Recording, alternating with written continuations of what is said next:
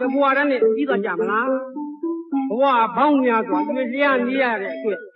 သံဃာရဲ့လို့ဘုရားဟောတော်မူခဲ့ပါတယ်အဲ့ဒါလိုဘဝသံဃာမှာ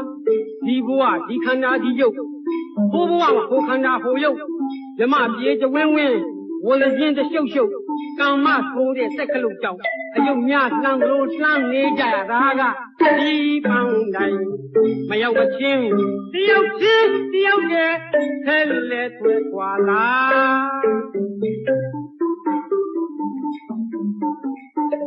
အဲ့ဒါလိုကံတရားမဆုံးမချင်းသွားကြရတာကဘလူတွေရဲ့ပယောဂပါလေ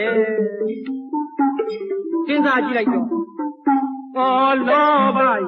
ဒေါသရဲ့မောဟရဲ့အဝိဇ္ဇာပစ္စယသင်္ခါရတဲ့အရင်စစ်လိုက်တော့အဝိဇ္ဇာပစ္စယသင်္ခါရဆိုတဲ့အတိုင်း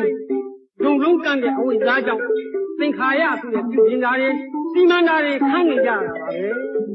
ဒါကိုဘဝတိုင်းကောင်းတာလေးတွေ့တော့ကြော်လိုက်ကြညူးစရာလေးတွေ့တော့ကျွေလိုက်ကြဒုက္ခဆင်းရဲတွေ့တော့ငိုလိုက်ကြ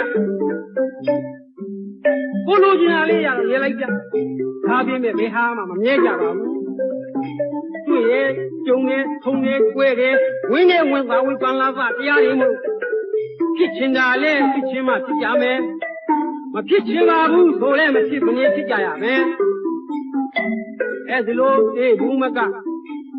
ဝိဒုက္ခဆိုတဲ့30ဘုံကလူကြီးအောင်လူတင်းဖွင့်နိုင်ကြဖို့ကလည်းတန်ကောင်းလာဝဲတော့လည်း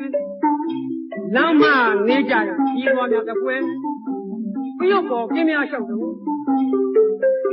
ဝိုင်းကြီးပတ်လဲဘဝမဆုံးမဲနဲ့ဒုက္ခဒုံကြီးခြင်းဝဲပိုက်နေကြရတဲ့အတွက်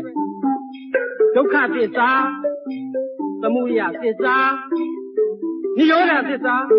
မေဃသစ္စာတွေရင်ဝဲပိုက်နေအောင်ကြိုးစားကြဖို့30ဘုံဝေတွင်ရောက်တော့အယုတ်ရဲ့ကြောက်ရဲ့ဒီဘုံမှာအဲဒါ